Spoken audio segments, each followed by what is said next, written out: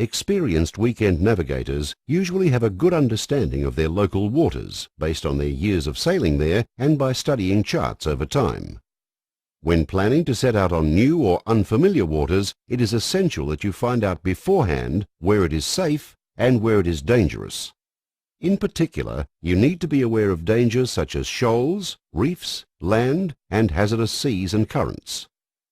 The best references are the Admiralty charts, which are used by the Royal Australian Navy, commercial shipping, and many small craft operators for both coastal and offshore navigation. Admiralty charts are particularly accurate and provide considerable detail.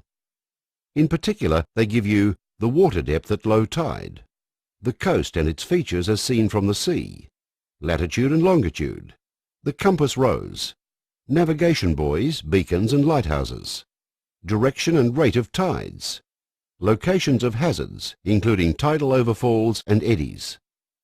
These charts use standard symbols, which are contained in this book, Symbols and Abbreviations Used on Admiralty Charts.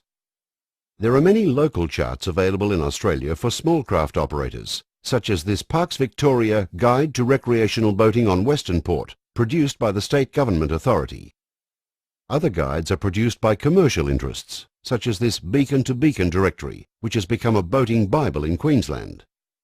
Even for skippers very experienced in their location, it can be wise to carry a chart on board in case they need to change their plans or to take shelter in an unfamiliar area.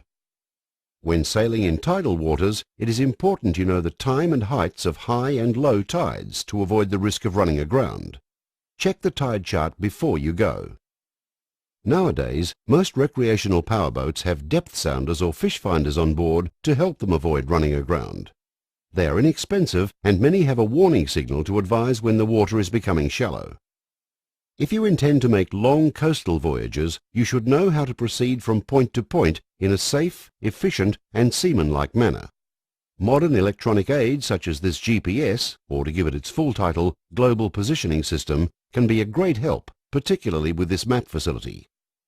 However, for safety's sake, it is a good idea not to rely solely on a GPS. It is advisable to have studied coastal navigation first. You will then know how to use the appropriate navigation instruments, such as the compass, parallel ruler and dividers, to get the most out of the information on your chart. You'll get more pleasure out of planning your voyages, and you'll feel more secure if something does go wrong with your GPS. In summary, by studying the chart carefully before you set off, you should be able to navigate safely, as long as you take the tides and weather forecasts into consideration. If you share this information with your crew members, they will find it interesting, reassuring, and they should be able to help you navigate along the way. Time and tide wait for no man. On some waters, there is little or no tidal flow, so the depth of water scarcely changes, and you do not need to worry about strong currents. On the other hand, there are places where the tides can rise and fall many meters within hours, and tides can run at 6 knots or more. If you're putting to sea in a tidal area, you must know the times of high tide and low tide, and the height of the likely rise and fall of the tide, before you go. If you don't, you'll risk running aground and perhaps waiting for many hours before you're afloat again. Check the tide charts first, and you should never be left high and dry. Tide charts are available from most marine and angling outlets, usually free of charge. You can also get the times and rise and fall of the upcoming tides in the major daily and local newspapers. Dangerous sea conditions occur over sandbars where lakes or rivers meet the sea. They are even more treacherous during a run-out tide and at low water. The golden rule for crossing bars is, if in doubt, don't go out. If you're boating near to home, you may know the local waters like the back of your hand. You'll know where you can go safely, when, and what areas to avoid. However, if you're going out into new waters, or waters you don't know well, it is important that you check the local conditions before you put to sea. Check the Admiralty chart or local marine maps, which give you accurate details of the safe waters, shallow areas, and the locations of safe anchorages and launching ramps. Seek advice on local conditions from the local users, whether they be at the boat ramp, the yacht or fishing club, angling shop or marine supplier. Strong winds bring dangerous seas. An invitingly calm sea can quickly become very frightening after a sudden change in the weather. Waves larger than the boat was designed to handle are a major cause of accidents and drowning. Never ever go out on the water without knowing the weather forecast. If it is going to blow, don't go is a handy motto. There are many sources of information. The media, television and radio news broadcasts and the daily newspapers give reports from the Bureau of Meteorology.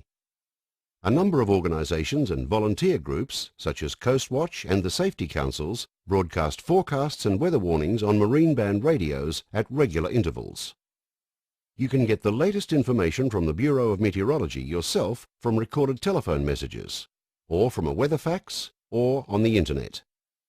When the forecast refers to the significant wave height, remember that some waves may be up to twice the significant wave height stated, and wind speeds can be up to 40% stronger than the maximum given. When at sea, listen to weather forecasts on the public or marine radio. Keep your eye on the sky. Beware of rapidly darkening or lowering cloud. Squalls may not be far away. Head for shelter or for home. The Bureau of Meteorology wind warnings are as follows. Strong. Average wind speed 25 to 33 knots. Gale 34 to 47 knots. Storm 48 knots or more,